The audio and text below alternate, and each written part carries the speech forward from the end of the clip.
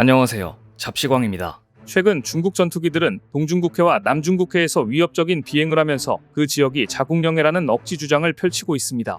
지난 10월 17일 미 국방부는 중국이 자국위영해라는 억지 주장을 펼치고 있는 지역, 즉 동중국해와 남중국해 상공에서 촬영된 중국 전투기의 위협 비행 사건에 대한 기밀을 해제하고 관련 영상과 사진을 공개했습니다. 미국은 총 15건을 폭로했는데 사진과 영상 속 중국 전투기들은 미국 항공기에 불과 3m까지 근접해 위협했는데요. 그러다 갑자기 중국 전투기는 화염에 휩싸이는 장면이 나옵니다. 알고 보니 3m 근접거리에서 섬광탄을 발사한 것인데요. 굉장히 위험한 도발입니다.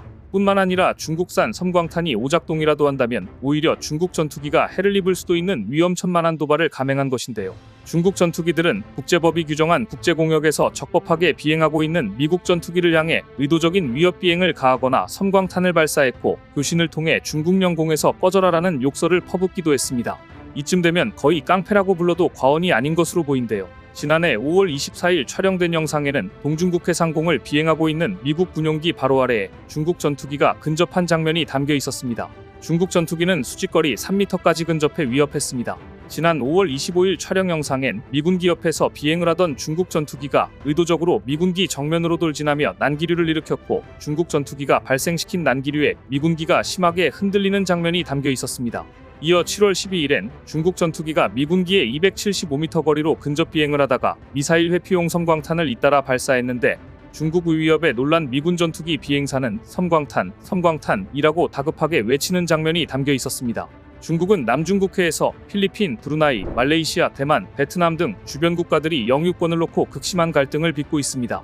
하지만 이 지역은 국제법상 엄연한 국제공역입니다. 미 국방부는 이 영상들을 공개하면서 중국 인민의 반군의 강압적이고 위험한 행동은 국제사회 일원들이 국제법상의 권리를 포기하도록 위협하고 강제하려는 것이라고 비판했습니다.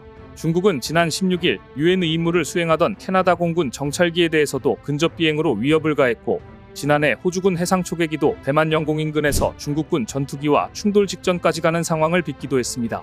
이런 근접 비행은 자칫하면 커다란 국가 간 분쟁과 갈등을 일으킬 수 있고 참사를 부를 수도 있는 위험천만한 행동입니다.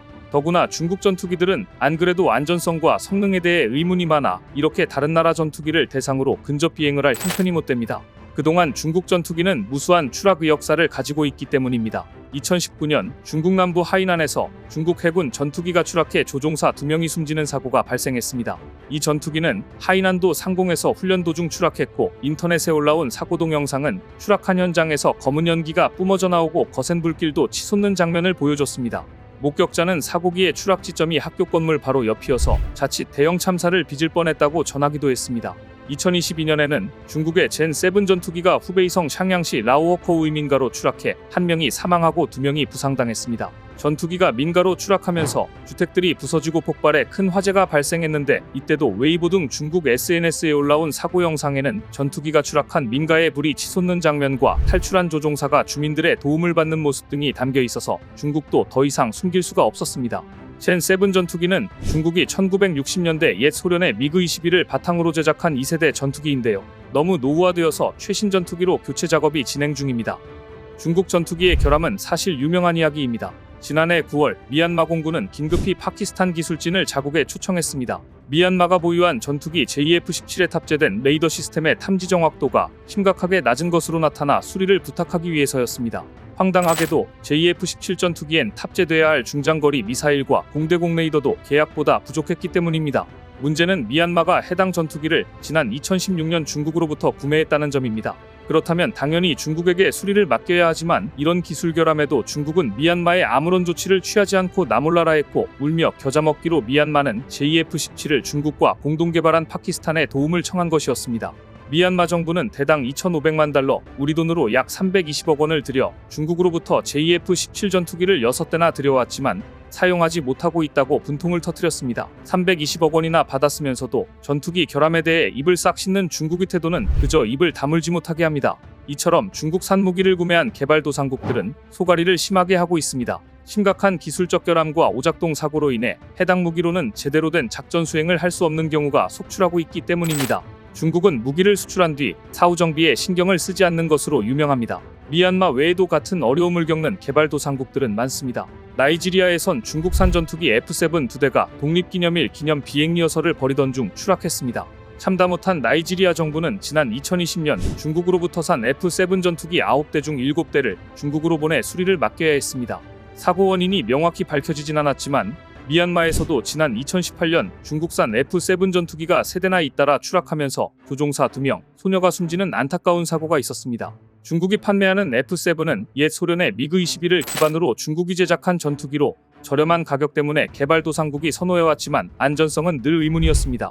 파키스탄도 중국산 F-22P 호위함에서 엔진 성능 저하를 비롯한 기술적 결함을 발견하고 중국 정부에 유감을 표명했습니다. 뿐만 아니라 중국산 FM-90대공 미사일에서도 적외선 센서 시스템 오류 등으로 목표물 추적이 되지 않는다는 사실이 드러나자 해당 시스템을 모두 폐기했습니다. 그럼 대체 중국은 왜 이렇게 허술하고 품질이 떨어지는 전투기와 미사일을 만들어 파는 것일까요? 최근 그 원인이 밝혀져 충격을 주고 있습니다. 중국 최대의 군수품 비리 사건이 터진 것입니다. 홍콩명보는 현재 중국군의 비리 관련 조사가 로켓군, 중앙군사위원회 장비발전부, 군수업체의 많은 간부를 상대로 진행되고 있으며 이는 군의 산사태식 부패를 드러내고 있다고 보도했습니다. 사실 지금 중국이 가장 세계의 주목을 받고 싶은 행사는 베이징에서 개막한 1대1로 정상포럼입니다. 시진핑은 이 포럼에서 세계를 향해 자신이 추진한 1대1로의 성과를 홍보하고 싶어서 안달입니다. 하지만 홍콩명보는 이렇게 보도했습니다.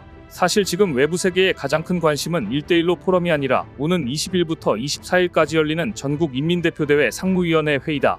이 회의에서 재정부장 교체와 더불어 부패연루 실각설이 제기된 리상푸 국방부장후임이 임명될 것으로 전망되고 있기 때문이다. 심지어 리상푸 국방부장의 후임으로 중앙군사위 위원인 뉴절리 연합참모부 참모장이 유력하다는 추측까지 난무하고 있습니다. 홍콩 언론들은 현재 드러나는 중국 군부패의 특징을 두고 산사태식 부패라고 진단했습니다.